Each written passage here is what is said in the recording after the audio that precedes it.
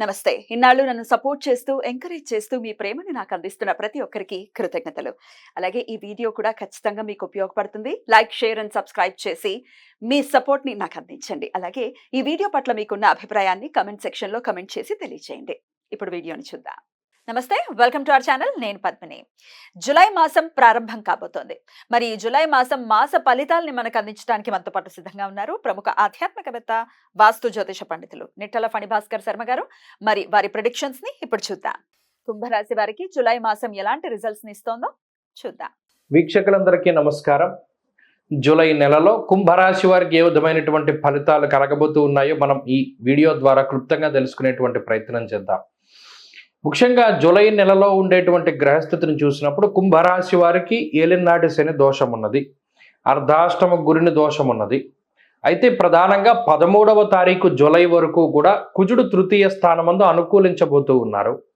రాహు 2వ స్థానమందు అనుకూలంగానే ఉన్నారు ఈ నెలంతా కూడా.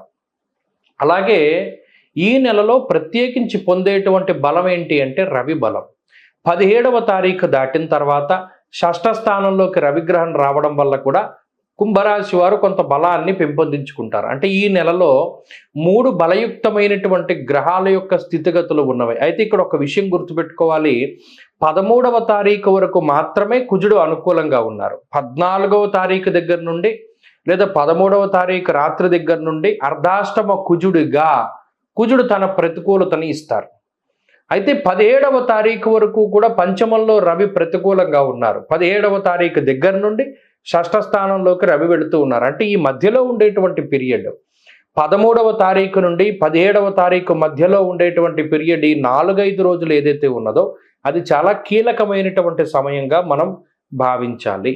ఈ 4-5 నెలల్లోనూ ఈ కుంభరాశి వారు గనక కొంత అప్రమత్తతతోటి ఉండగలిగితే, ఆరోగ్య విషయంలో, ఆర్థిక పరిస్థితుల్లో లేదా మరి ఏ ఇతరత్ర విషయాలపైనైనా సరే కొంత శ్రద్ధాభక్తులతో గనక ఉండగలిగితే మిగతా నెలంతా కూడా ఈ గ్రహస్థితి కొంత అనుకూలమైనటువంటి ఫలితాన్ని ఇస్తుంది. ప్రత్యేకించి ఈ గ్రహస్థితి వల్ల ఆర్థిక పరమైనటువంటి అంశాలను గనక పరిశీలనం చేస్తే, తృతీయంలో కుజుడు విత్తలాభస్తదారోగ్యమిష్టసిద్ధి సుఖావహ అనేటువంటి శాస్త్రవచనం ప్రకారం అటు ఆర్థికంగా మంచి ఉన్నతమైనటువంటి స్థితిని కలగజేస్తారు. అష్టమం తృతీయంలో ఉపచయ స్థానేషు క్రూరో బలీచేదృతే అంటూ ఉన్నది శాస్త్రం. పాపగ్రహాలు ఉపచయ స్థానాల్లో శుభ ఫలితాలని ఇస్తాయి. అందువల్ల కుజుడు కానీ రాహువు కానీ ఆర్థికంగా ఉన్నతమైనటువంటి స్థితిని కలగజేసేటువంటి గ్రహాలే తప్పితే ఆర్థికంగా పాడు చేసేటువంటి గ్రహాలు కాదు. కాబట్టి ఆర్థికంగా ఈ నెల కుంభరాశి వారికి చాలా అత్యద్భుతమైనటువంటి ఫలితాలు ఉన్నాయి. కాబట్టి ఆర్థిక నష్టం కానీ ఆర్థిక ఇబ్బందులు కానీ జూలై నెలలో కుంభరాశి వారికి ఉండవు. సకాలంలో మీకు కావలసినటువంటి ధనం చేతికొచ్చి ఏదైనా ఒక కార్యక్రమాన్ని తలపెట్టినప్పుడు దానికి ఉపయోగపడుతుంది. కాబట్టి భయపడవలసినటువంటి పరిస్థితులు లేవు. ఇక రెండవది ఆరోగ్యానికి సంబంధించినటువంటి విషయం. ఇక్కడ 17వ తారీఖు దగ్గర నుండి రవి బలం పెరుగుతూ ఉన్నది, 13 వరకు కుజబలం ఉన్నది. కాబట్టి ఆరోగ్యపరంగా కూడా ఈ గ్రహస్థితి మిమ్మల్ని అంతగా ఇబ్బంది పెట్టకపోవచ్చును. అయితే ఇందాక చెప్పుకున్నట్టు 13 నుండి 17వ తారీఖు వరకు ఉండేటువంటి ఈ 4-5 రోజుల్లో ఉన్నటువంటి గ్రహస్థితిని మాత్రం చాలా జాగ్రత్తగా పరిశీలనం చేసుకుని ఆ రోజుల్లో చేసేటువంటి ప్రయాణాలు కానీ, ఆ రోజుల్లో తీసుకునేటువంటి నిర్ణయాలు కానీ, తినేటువంటి ఆహారం కానీ, చేసేటువంటి వ్యాయామాలు కానీ ఇవన్నీ కూడా చాలా జాగ్రత్తగా ఉంటూ ముందుకు సాగగలిగితే ఈ నెలంతా కూడా ఆరోగ్యం బాగుంటుంది. ఇక మూడవది కుటుంబపరమైనటువంటి విషయాలు. అటు జీవిత భాగస్వామితోటి, తల్లిదండ్రులతోటి, తోబుట్టువులు, మిత్రులు, బంధువులు, సన్నిహితులు ఇలా ఎవరైతే మీరు కుటుంబంగా భావిస్తూ ఉన్నారో వారితోటి ఈ మాసంలో సఖ్యత వాతావరణం ఉంటుంది.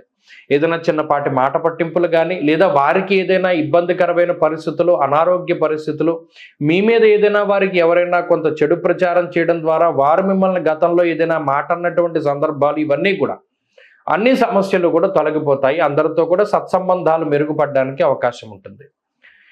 ఉద్యోగ వ్యాపారాలకు సంబంధించినటువంటి విషయాలను పరిశీలన చేస్తే ఉద్యోగ వ్యాపారాలు చాలా అద్భుతంగా ఉన్నాయి.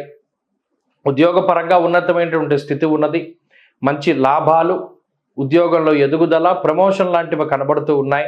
వ్యాపార లాభానికి అవకాశం ఉంటుంది. అన్ని పరిస్థితులు కూడా వ్యాపార పరంగా కానీ ఉద్యోగ పరంగా కానీ చక్కగా సానుకూలంగా ఉన్నాయి.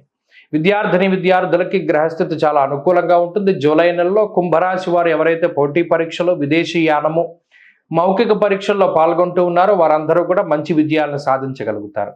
స్త్రీలకు ప్రత్యేకించి ఈ గ్రహస్థితి మానసిక ప్రశాంతతని కలగజేస్తుంది, ఆరోగ్యాన్ని ఇస్తుంది, అలాగే సంతానానికి అవకాశాన్ని కల్పిస్తూ ఉంటుంది. ఉద్యోగ వ్యాపారాలు చేసేటువంటి స్త్రీలు మంచి ఉన్నతమైనటువంటి స్థాయిని చేరుకోవడానికి అవకాశాన్ని ఇస్తుంది. మొత్తం మీద కుంభరాశి వారి అందరికీ కూడా ఈ నెల చాలా మంచి ఫలితాలు గోచరిస్తూ ఉన్నాయి. జాతకంలో ఉన్న దశాంతర దశలు కూడా అనుకూలంగా ఉంటే ఇది మరింత ఉన్నతంగా ఉంటుంది.